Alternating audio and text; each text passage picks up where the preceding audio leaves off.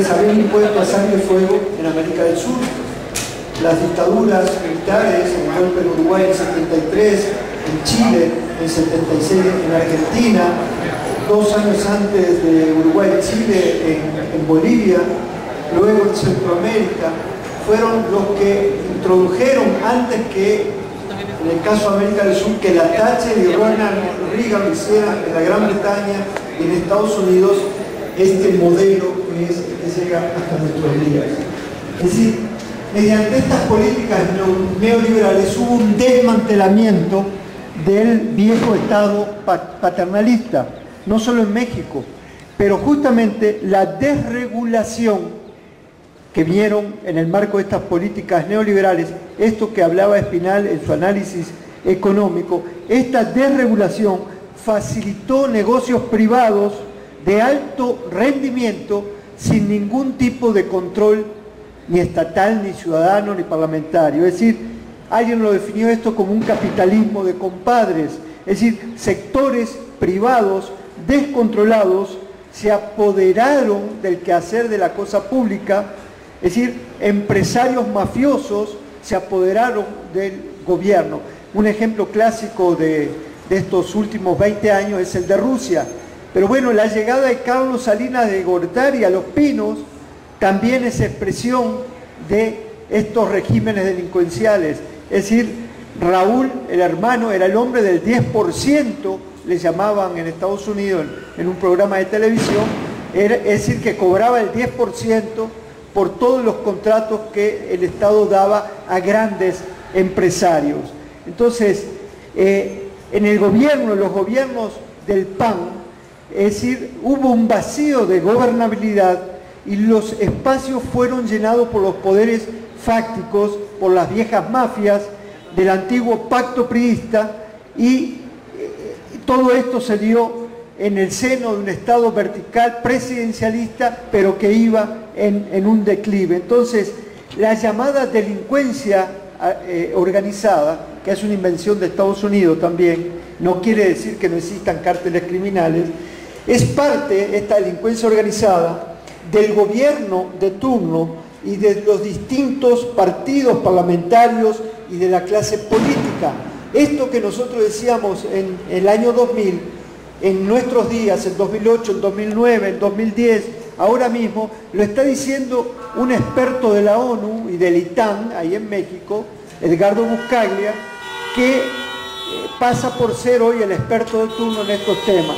Y él dice que la delincuencia organizada es la cara sucia del Estado, de este Estado mexicano actual, de la élite empresarial y la élite política. Él dice, y yo comparto, lo decíamos hace 10 años, que no se puede entender el actual estado de caos y violencia en México, esta violencia criminal, sin ver que en su génesis, es decir, en la fase esta de conformación de este estado criminal, estos cárteles tuvieron un pie en la clase empresarial y un pie en la clase política. Es decir, que hay empresas legales y de fachada que forman parte de esta estructura criminal. Y hay padres de la patria, senadores, diputados, ahí está el caso de uno muy nombrado, el jefe Diego, que forman parte de toda esta estructura. Yo quisiera leer, para hacerlo más brevemente, que esta economía criminal que rige hoy a México y al capitalismo, esta economía criminal en la base del capitalismo de nuestros días. Hay una interconexión dinámica entre neoliberalismo, corrupción, violencia, este dúo corrupción-violencia, la privatización de la seguridad o de la inseguridad, la economía regular, la economía informal y el sector criminal. Es decir, esta cadena conforma este actual estado criminal. Es decir, en ese contexto, la guerra de Calderón es típica de estados en descomposición, donde cohabitan 3 esferas antagónicas, pero que a la vez son simbióticas o interdependientes. La economía normal y legalmente operante la economía informal o de sobrevivencia que mantiene un estado de inseguridad a mayorías empobrecidas, esta informalidad que es también de donde los cárteles criminales sacan sicarios, narcomenudistas, es decir, todo lo que hace al negocio, y una economía, la tercera, abiertamente criminal, parasitaria y desterritorializada, es decir, se dice que el Chapo está en Guatemala, está en la Argentina, es decir, que los cárteles hoy no están concentrados acá, sino que están desparramados por todos lados, sustentadas en sistemas transnacionales de redes, de tráfico de droga, de tráfico de armas, de personas, de prostitución infantil, de órganos, etcétera, que facilitan una amplia gama de transacciones desreguladas.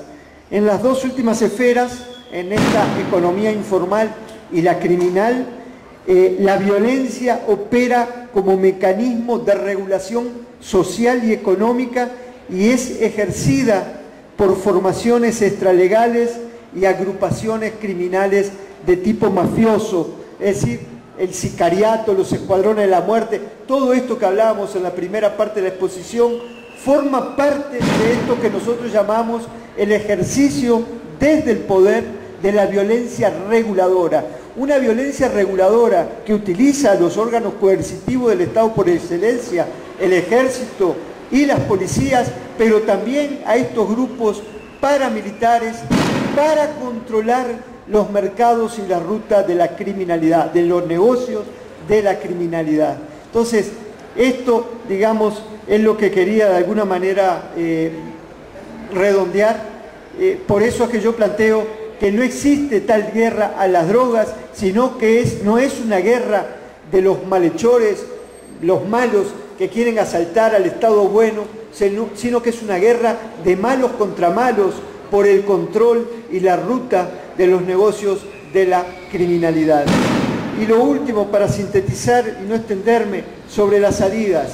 Es decir, yo siempre he planteado en estos años, a medida que van surgiendo, digamos, movimientos sociales de distinto tipo en México, que lo nuevo va a surgir en las condiciones que sea. Antes hablábamos de las distintas formas de lucha. Nadie puede decir hoy que una forma de lucha está extinguida o no puede ser utilizada. Las formas de lucha responden a condiciones objetivas y subjetivas y tienen sus particularidades, se podrán aplicar en un lado y no en otro. En el caso de México hoy, las organizaciones armadas que existen, que yo enumeré un par hoy que decía que están en una suerte de tregua armada, ahí están, no están haciendo, por ejemplo, el EPR, para hablar de un caso específico, no está haciendo acciones de propaganda armada, menos acciones militares. ¿Por qué? Bueno, porque considerarán que no hay condiciones objetivas para llevar a cabo ese tipo de políticas militares.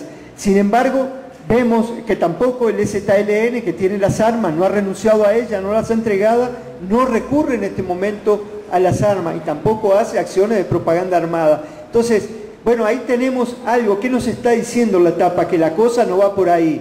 Y se hablaban aquí de distintos tipos de movimientos. Poníamos el ejemplo de la comuna de Oaxaca, poníamos el ejemplo de Atenco. Aquí se habla de la necesidad de una insurgencia magisterial.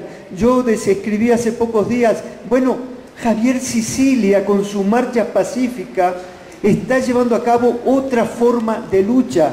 Yo no digo que sea la forma de lucha para la etapa, digo que es otra que se viene a sumar a las distintas formas de luchas que están en juego hoy. Estamos hablando de formas de lucha para transformar una realidad de injusticia, es decir, estructuras económicas injustas que son controladas por gobiernos a través de los militares al servicio de estas plutocracias o estas oligarquías gobernantes. Entonces, yo lo que creo, es decir, hay una cosa así interesante en lo de Sicilia, y lo acaba de plantear ayer, y nosotros nos habíamos adelantado un poco conociendo que él es un militante de la no violencia activa, pero la no violencia activa tipo Gandhi, tipo Luther King, tipo el sudafricano Mandela, que bueno, él había así creado un movimiento armado antes, puede llevar a una fase de desobediencia civil. Y la desobediencia civil que ayer dijo, hoy sale en los periódicos, Sicilia, que si el gobierno no atiende, entonces puede venir una fase de resistencia, de desobediencia civil. Y ya hay una experiencia de la gente que participó en la resistencia civil pacífica contra el fraude electoral. La desobediencia civil puede incluir el paro o la huelga nacional política, puede incluir ayunos, puede incluir acciones de cortes de calle, de carretera, es decir, la no violencia activa está en el límite de lo legal y lo ilegal, pero son formas pacíficas y que se parte de alguna manera del hecho de que no tenemos, y aquí se incorpora el elemento de la ciudadanía, de que no tenemos que como ciudadanos, si somos ciudadanos realmente responsables, obedecer leyes injustas, que tenemos derecho a rebelarnos contra leyes que atentan contra la dignidad humana. Entonces, en esta fase, en este momento, en esta coyuntura, creo que de alguna manera, si no estamos puntualmente de acuerdo con todo lo que plantean los 6 puntos de Sicilia, hay que acompañarlo y sobre todo hay que acuerparlo, porque se trata de una organización que no es una organización militante, es una organización que está surgiendo a partir de juntar a los que no tienen voz, pero que los une el ser gente que está sufriendo, que son la voz del dolor. Y esta caravana tiene esa finalidad, expresar ese dolor, pero si ustedes lo analizan bien en el fondo, lo que está planteando Sicilia cuando le dice a Calderón, vamos a sentarnos no a negociar, vamos a sentarnos a escucharnos. Y la intención de él es, con argumentos, desnudar a este régimen, y en el fondo de su demanda está el no a la guerra, la desmilitarización. La respuesta de Calderón ha sido la marcha militar en Ciudad Juárez, ha sido más salidas de corte militar. Entonces, yo lo que digo es, en esta coyuntura hay que impulsar desde nuestras trincheras todas las formas que creemos correctas, pero también acuerpar a este movimiento. Porque, termino con esto, en agosto del año pasado, en Tamaulipas precisamente, una persona muy informada de los medios de prensa, Ramón Alberto Garza, que saca Reporte Índigo, fue director del norte de Monterrey, fue director de Reforma, él sacó una información descabellada, entre comillas aparentemente. Él habló que a partir de ese 31 de agosto, en los próximos 8 meses que se cumplieron en abril, en México podía haber un golpe de Estado militar. Parece una locura. Lo planteó, esto se dio a conocer el 31 de agosto, pero se publicitó 4 o 5 días antes del grito del 15 de septiembre. En esa coyuntura parecía una provocación. Sin embargo, si nosotros vemos los datos de la realidad hoy, vemos que esa posibilidad no está ajena. Estos golpeteos contra Han, contra Salazar Mendiguchía, indican que por ahí también un presidente débil, recostado en los militares, puede llevar al país hacia un Estado militarizado del nuevo tipo. Gracias.